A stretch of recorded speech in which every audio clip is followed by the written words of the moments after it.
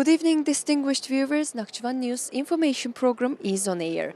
We welcome each of you, no matter where you are, whether you are watching us or listening to us from all over the world, not only from Nakhchivan, on the last theme day of COP29. And the last theme for today is nature, biodiversity, indigenous people, gender equality, oceans, and coastal zones. So if you look at the day, various discussions both in Blue Zone and Blue Zone's Azerbaijan Pavilion, and also at the same time in Green Zone, various discussions, meetings were done. So if you look at the results, there was firstly a high-level roundtable discussions on water for climate, integrating water solutions to NDCs, as you know, nationally determined contributions, and of course NAP, National Adaptation Plans. And there were various discussions also about indigenous people and their problems, also gender in transparency and forests for climate.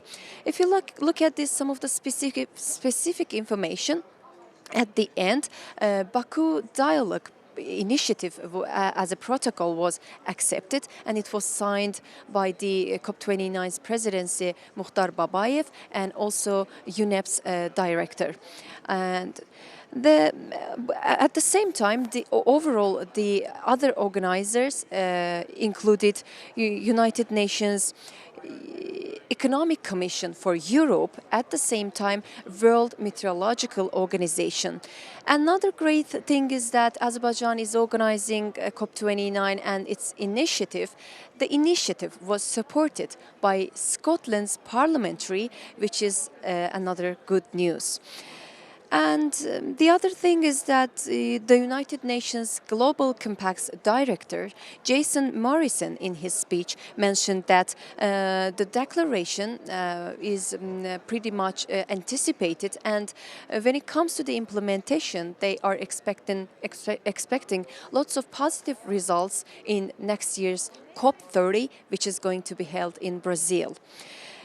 And also some of the problems when it comes to biodiversity, also level problems in Caspian Sea. And these kinds of discussions were also were conducted.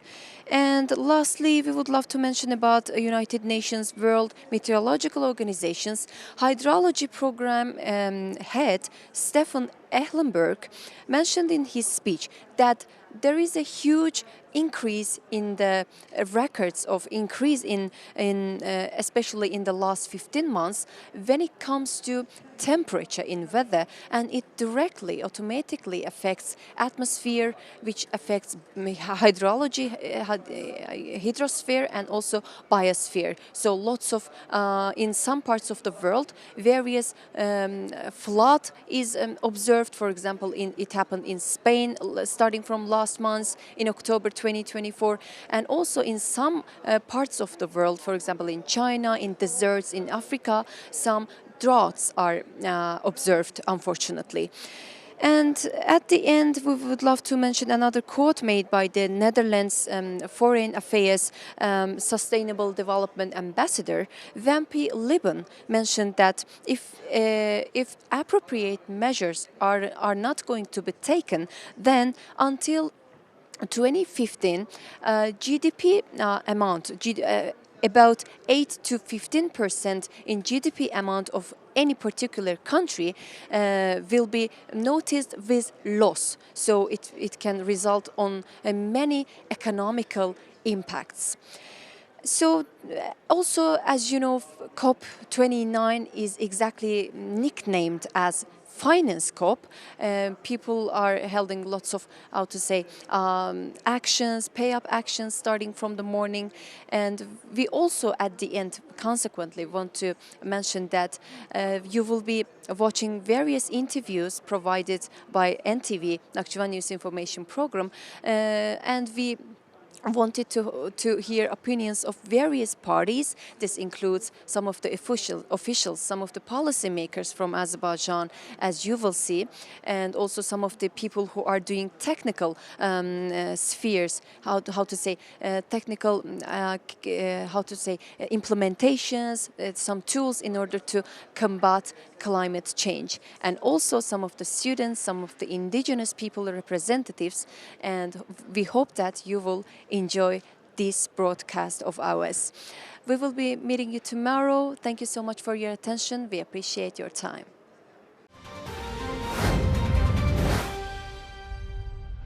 I think that this COP29 is one of the main important gatherings that takes place here in Baku, Azerbaijan, and here we should when saying I mean that the country should take the decisive actions, because the results of the last COPs says that if we continue with this track and these commitments, we will not be reaching the 1.5 degrees Celsius, the limit of the increase of the temperature, and it concerns all of us. And in Baku COP, in Baku, we hope that there will be the decisions. And the Baku COP is about the finance, and the finance plays an important role in the shifting of economies, especially the developing economies, into the green economy, transitioning the energy to the green one, to enable the countries to achieve the targets that put under the Paris Agreement. So that is important result we expect to have from the COP29, not only about the finance but also other the point and issues on adaptation fund operationalization, and also carbon markets plays an important role to achieve this our goal. So that we have won this negotiation track, that our negotiators are very hard working on to get the results and facilitates this discussion. And also we have the action agenda and different thematic days and the different the side events and presidency events. That today we focused on mainly the biodiversity and the forest and other different themes. And today we have had the co-presidency event on the forestry, the conservation, especially focusing on the financing, harnessing the finance for this conversation, because the forest plays an important role in the microclimate, and as a place also the removing the carbon from the atmosphere, so that we should protect it. Azerbaijan, as a less forested country, attach a great importance to this issue, and we continue to implement different reforestation, afforestation activities. And today we also announced that the next year in Azerbaijan we will organize the international conference dedicated to the forest and biodiversity. That will be the continuation of the work started and be part of the Azerbaijan's the COP presidency that will continue until the next COP in 2025 COP. So that posts in action agenda and the negotiation track, I think it's well developed, and hope that we will get the good results from our COP.